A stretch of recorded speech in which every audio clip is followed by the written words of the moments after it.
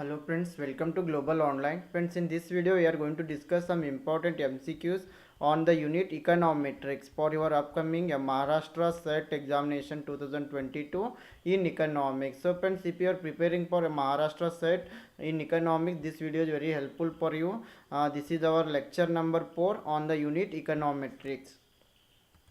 So friends, if you are preparing for Maharashtra SET 2022 in economics, we have a crash course here. In this crash course, you will receive complete theory lectures videos, complete MCQ lectures videos are available, entire syllabus mock tests are available. Here you will get 20 plus mock tests. After attending the test, you will come to know your score and also you will receive solution PDF after the test. Then notes are available on all the units. Practice MCQ set is available. So this crash course is available only at rupees 7,000. If you join, you will also receive discount here. So if you want to join, you can call this number or you can send a WhatsApp message to this number.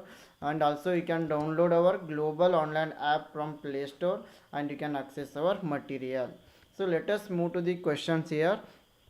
Here the first question is, when explanatory variables are related to each other, it implies existence of option A autocorrelation, option B heteroscedasticity, option C multicollinearity, option D blue property. So when explanatory variables are related to each other, it means that there is an existence of multicollinearity. Please remember, it is known as the multicollinearity. So when explanatory variables are related to each other, it means it is multicollinearity. And multicollinearity means it is a statistical concept. So in multicollinearity, several independent variables in a model are correlated here. And here two variables are considered to be perfectly collinear to each other. So here correlation coefficient is +1. And multicollinearity among independent variables will result in less reliable statistical inferences. So please remember it. So I hope you have got it. Now let us move to the next question. Question number 2 is, generalized least square methods of estimation will not be suitable for dealing with which of the following problems? Option A, autocorrelated disturbances. Second one, heteroscedastic disturbances. Third one, multicollinearity. Fourth one, errors in variables. So generalized least square, as you all know, GLS. So generalized least squares method of estimation will not be suitable for dealing with which of the following problems. So here four options are given.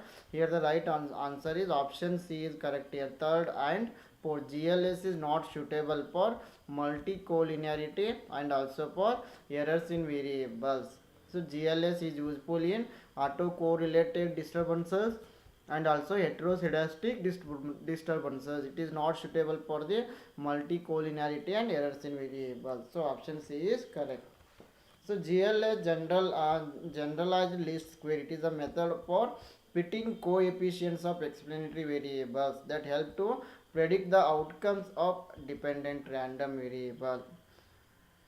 And GLS includes ordinary least square, that is OLS also.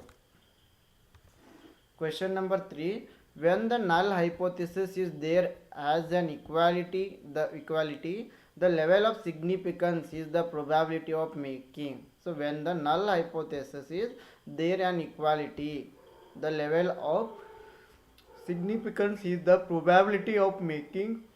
Option A, type 2 error, option B, type 1 error, option C, type 1 and 2 error, option D, type 1 and 3 error. Yes, here the right answer is option B, type 1 error. So when the null hypothesis there is an equality, the level of significance is the probability of making type 1 error. So I hope you know about type 1 and type 2 errors. A type 1 error, it is the mistaken rejection of an actually true null hypothesis. Actually the hypothesis is true here, but the researcher is rejecting it. It is known as the type 1 error. For example, the test result says you have coronavirus. Yes, after the test the result is you have a coronavirus, but actually you don't have. It is type 1 error. And type 2 error, it is the failure to reject the null hypothesis. That is actually false. Actually the hypothesis is false, but we are accepting it. For an example, the test result says you don't have coronavirus, but actually you are having. Question number 4. Given the assumption of the CLRM, the least squares estimates possess some optimum properties given by Gauss-Markov theorem. Which of these statements is not part of the Gauss-Markov theorem? Option A, the estimator. Option B, the regressors are correlated. Option C, the conditional distribution of error terms is constant. Option D, consecutive errors or observations are uncorrelated. Yes, here the right answer is option D. Option A, the estimator. Yes, given the assumption of the CLRM, the least square estimates possess some optimum properties given by Gauss-Markov theorem. Yes, each of these statement is not part of the theorem. The estimator is not part of the theorem. So Gauss-Markov theorem states that for an additive linear model and under the standard GM assumptions that the errors are uncorrelated and homoscedastic with expectation value is 0, the OLS estimator has the lowest sampling variance within the class of linear unbiased estimators. Yes, please remember it. Here the errors are uncorrelated and homoscedastic with expectation value is 0 here. Then OLS estimator has the lowest sampling variance. So these 3 points you must remember here. So the next question is the simplest possible multiple regression model in A. Option A, 1 variable model. Option B, 2 variable model. Option C, 3 variable model. Option D, multi-variable model. So here the right answer is option B, 2 variable model is correct answer. Yes, 2 variable model means it is a type of linear regression analysis. We model the relationship between two variables y and x, and this is assumed to be a linear relationship. Question number 6. Multiple linear regression models. Option A are linear in parameter and linear in variables. Option B are linear in parameter and may not be linear in variables. Option C may not be linear in parameter but are linear in variables. Option D may not be linear in parameter and variables. Yes, multiple linear regression models are linear in parameter and may not be linear in variables. Yes, please remember it. Option B is the right answer. Yes, the word linear in multiple linear regression refers to the fact that the model is linear in the parameters such of beta 1, beta 0 up to beta p minus 1. This means that each parameter multiplies an x variable while the regression function is the sum of these parameter times x variable terms. Yes, question number 7. The assumption multi-collinearity means option A, there should be no correlation among the regressors. Option B, there should be no linear relationship among the regressors. Option C, there should be no non-linear relationship among the regressors. Option D, there should be no relationship among the regressors. Yes, here the assumption of multi-collinearity, it means that there should be no linear relationship among the regressors. So option B is correct answer. Yes, question number 8. The measure of proportion or percentage of variation in y explained by the explanatory variables jointly is given by option A, small r square. Option B, capital R square. Option C, capital R. Option D, small r. Is the measure of proportion or percentage of variation in y explained by the explanatory variables jointly is given by r square. The coefficient of determination, it is denoted by the R square, and it is a measure of the global fit of the model. Yes, question number 9. Multiple coefficient determination measures the option A, goodness of fit of multiple regression model, option B, homoscedasticity of multiple regression model, option C, heteroscedasticity of multiple regression model, option D, multi-collinearity of multiple regression model. Yes, here the right answer is option A, multiple coefficient determination measures the goodness of fit of a multiple regression model. So option A is correct here. Yes, the coefficient of determination, it is used to explain how much variability of one factor can be caused by its relationship to another factor, and the coefficient is commonly known as R squared, and sometimes it is also referred as goodness of fit, and this measure is represented as a value between 0 and 1, where the value is 1 indicates perfect fit and thus highly reliable model, while the value 0 would indicate that the model fails to accurately model the data at all. Question number 10. Has the number of explanatory variables increased in a regression model, the R square value will option A definitely decreases, option B definitely increases, option C definitely will not decrease, option D definitely will not increase. So answer is visible on the screen. So here the right answer is option C, definitely will not decrease. As the number of explanatory variables increase in a regression model, the R square value will not decrease.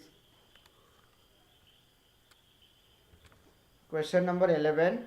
In comparing two models on the basis of goodness of fit, option A, the sample size must be the same, option B, the dependent variable must be the same, option C, the independent variables must be the same, option D, both A and B above. Yes, here the right answer is option D, both A and B. Yes, in comparing two models on the basis of goodness of fit, the dependent variable must be the same and the sample size must be the same.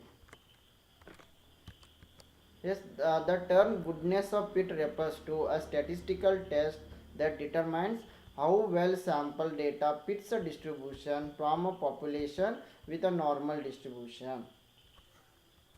Question number 12. What would be consequences for the OLS estimator if heteroscedasticity is present in a regression model but ignored? Option A, it will be biased, option B, it will be inconsistent, option C, it will be inefficient, option D, all A, B and C. Yes, here the right answer is option C, it will be inefficient. What would be the consequences for the OLS estimator in heteroscedasticity is present in a regression model but ignored, then it will be inefficient. Is the stronger the degree of heteroscedasticity, the variance of the errors changed over the stronger the degree of heteroscedasticity, it means the more inefficient the OLS estimator. Yes, question number 13. If a Darwin-Watson statistics takes value close to 0, what will be the value of first order autocorrelation coefficient? Option A, close to 0, option B, close to 1, option C, close to -1, option D, close to -1 or +1. Yes, here the right answer is option B, close to +1. Yes, if Darwin-Watson statistics takes the value close to 0, then close to +1 of first order autocorrelation. Question number 14. For samples of size greater than 30, the sampling distribution of the rank correlation coefficient is approximately which distribution? Option A, T distribution, option B, binomial distribution, option C, chi-square distribution, option D, normal distribution. Yes, here the right answer is option D, normal distribution. Yes, normality or the normal distribution. It is important because it is the distribution of many test statistics or can be derived from the normal distribution. And the normal distribution has a bell curve. It is defined as a function of only two parameters. One is mean, another one is standard deviation. And like the sample size, the shape of the sampling distribution of the mean becomes normal. And when the sample size is approximately 30, the shape of the distribution is almost perfectly normal. And this principle is also called central limit theorem. Question number 15. Match the following. Here list 1 Delphi method, Dickey-Puller test, Durbin-Watson test, students t-test. Here list 2 stationarity, autocorrelation, testing significant of a regression coefficient, forecasting. Yes, here the right answer is option 3. Yes, here Delphi method is related to forecasting.